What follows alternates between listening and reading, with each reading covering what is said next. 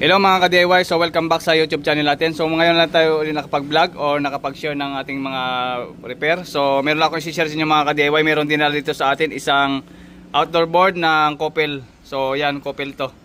Common board kung tawagin, Coppel. Inverter board ng ating mga aircon. So outdoor board ito ng Coppel na brand. At ito namang isa is Midea. Midea, so alam ko nang sira nito kung saan. Ito lang isi-share ko sa inyo mga ka-DIY. So ang error nito is P4 error. So basic lang naman ito kapag ganitong board. Dito mga ka-DIY sa kabila ay ito naman yung ating F1 error. Tapos na itong gawin kanina. So yan, napalitan na natin, you know. F1 error. Array resistor. So yan.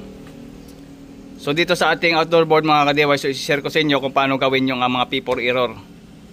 So ang P4 at saka PO halos parehas lang yung mga error niyan. So ito yung sakop ng P4. Yan. So ito, sakop din ito ng PO din.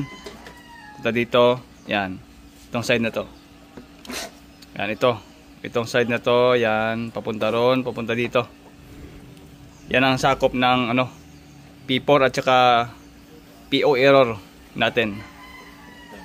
Yan.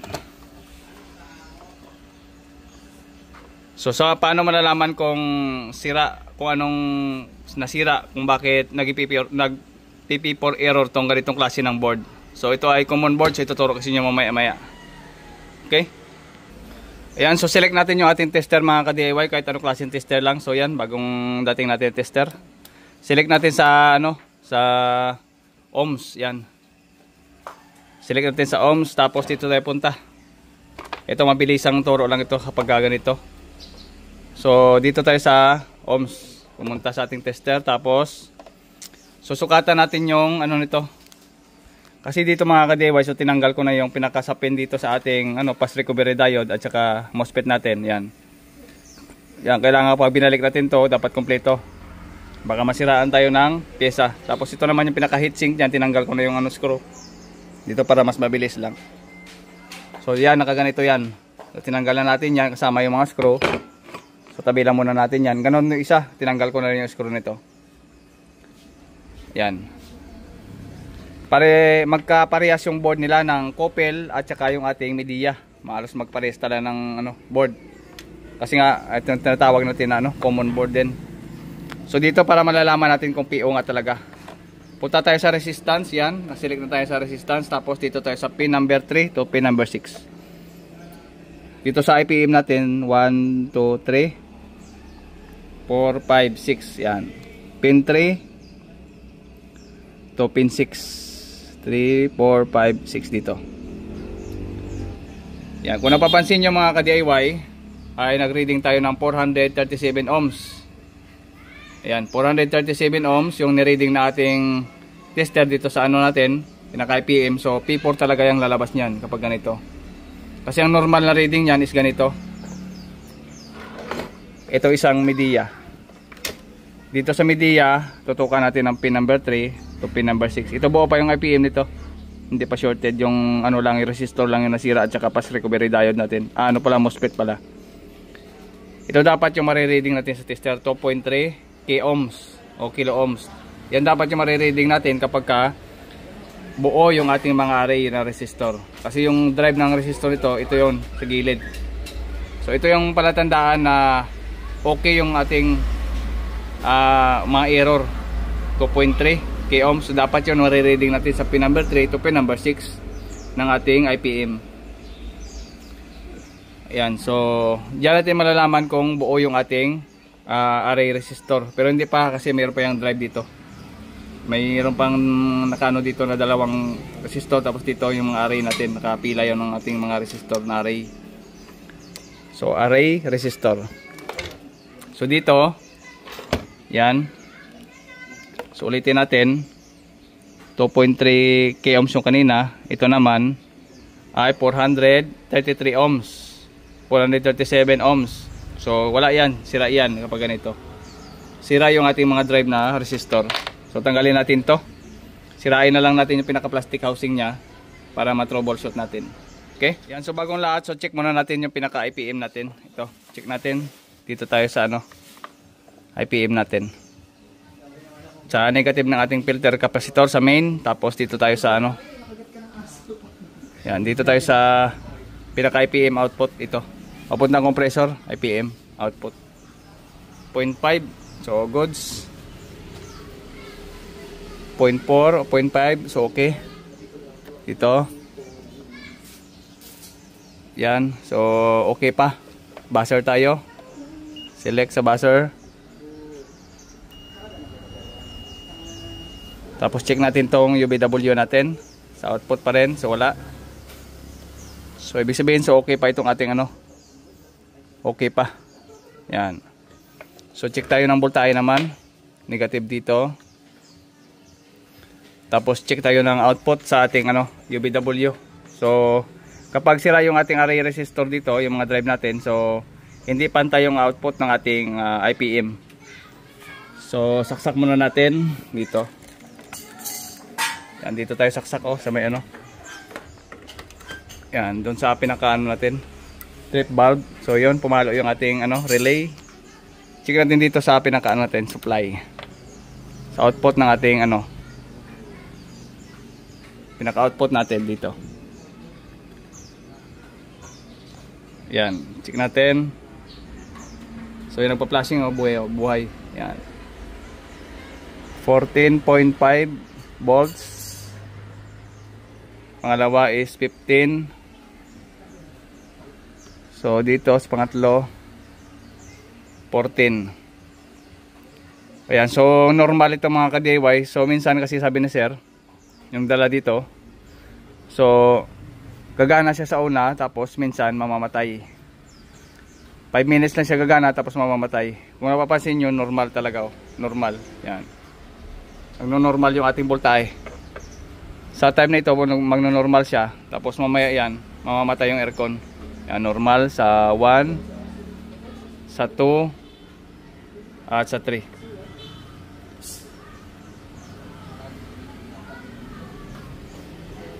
Yan, normal yan ngayon. Pero mamamatay yung unit yan, yung outdoor. Tapos malalabas PO error. So yun ang PO natin. PO, P4 pala. Bunutin natin. Yan. Okay. Okay, so tanggalin natin to. Putulin na lang natin yung plastic niya sa cover.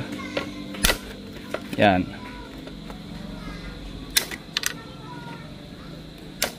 Yan.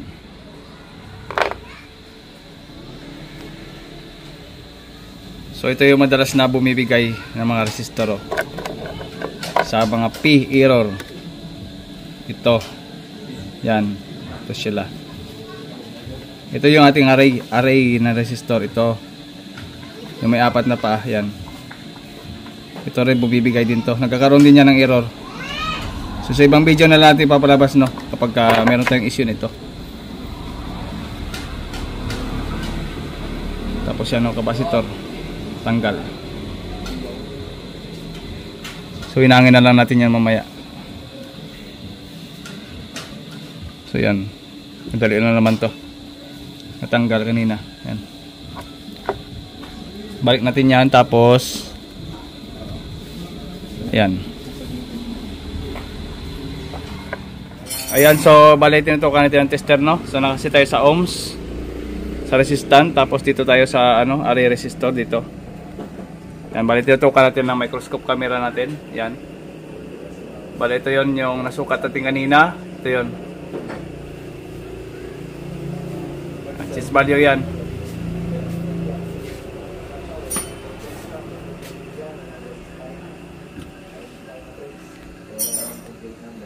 Yan, so check natin dito.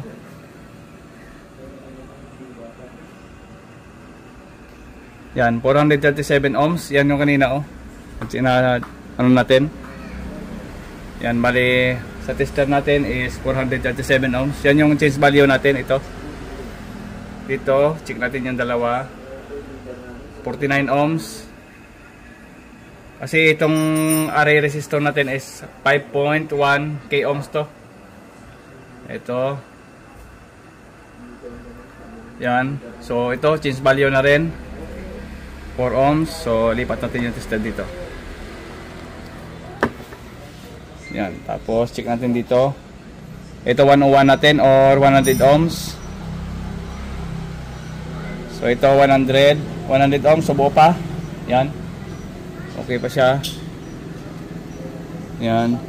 Tapos dito natin 101, so okay pa. Ito.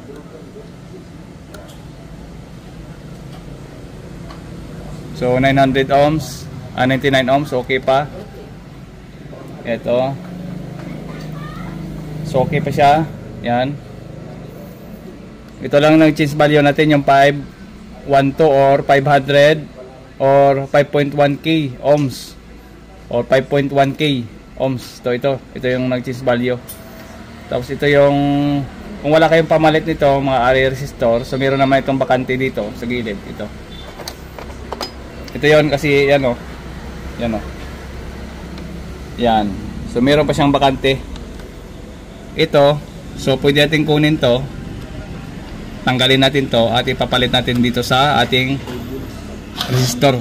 Dito, ililipat natin dito. Galing dito sa bakante, pwede natin kunin yon at saka ililipat natin dito. Kung wala tayong bakante, tapos check na rin natin yung dalawang resistor na to. Itong dalawa. Ito nag-change value din yan. Minsan yan PPO error din kapag ganito. Itong dalawa. Ayan, check nyo itong dalawa. Tapos ito yon, yung mga PO natin at saka P4. Yan yung mga sala rin sa P4 error. Okay, mapapansin nyo ito 1, 2, 3 connected yan dito sa ating array, dito sa 101. At yung pin number 6, so 3, 4, 5, 6 ito. Yan, connected naman yan dito sa 500, sa 5.1k ohms natin. So remove natin to. Remove na natin to, or ito lang, pwede naman. Or lahat, palitan na lang natin. Tanggalin natin lahat to. Palitan natin ng panibago. So yun lang ang ano natin. Tanggalin natin yan. Okay, so medyo malayo yung pisto natin, no? Yung ating board at saka yung ating pinaka-monitor. Yun, no? Tanggalin natin yan. Okay, so pisto tayo dito. Medyo malayo. So medyo mahirap kasi yung ating pisto.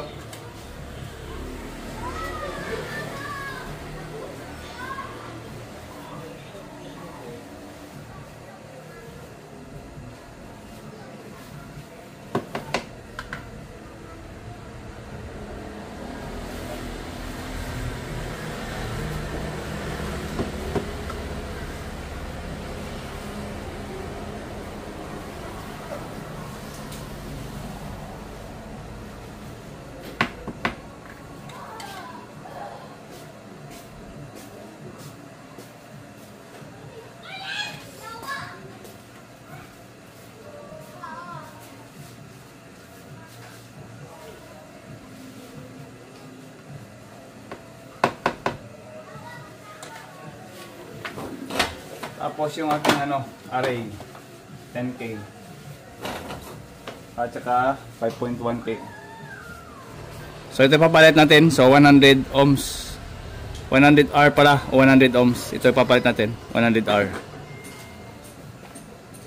Bali dalawang 100R tapos isang 5.1 ohms.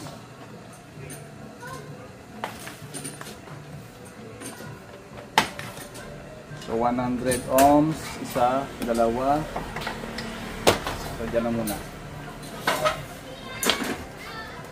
101, so 100 ohms.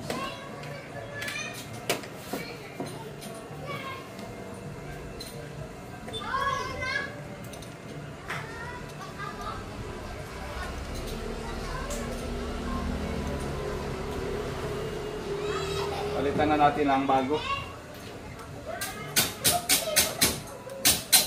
Ganun din naman, baka umalya pa. So, palitan na natin ang bago.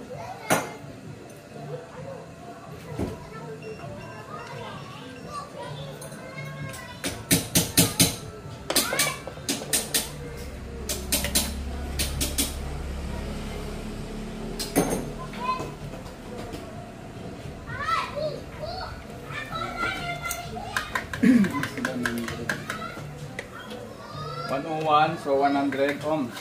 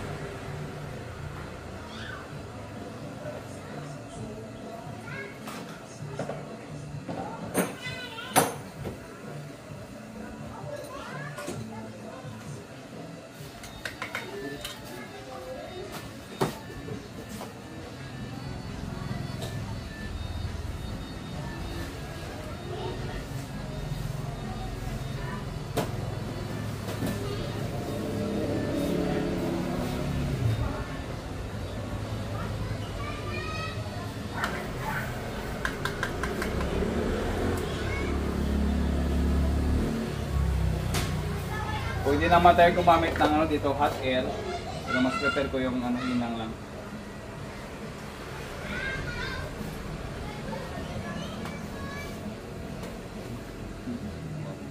So ayan mga ka-DIY, bali mali pala yung nilagay natin na resistor na array. So instead na 5.1K, so nalagay ko yung 1.5K. So palitan natin yun. So yun, tinanggal ko muna to. Tinanggal ko muna yung dalawa. Palitan natin ng ano, 5.1K pala yan dyan, hindi 1.5. So ito, tanggalin natin, lagyan natin ng panibago. Yan, palitan natin ng 5.1K. So ito dapat yung 512.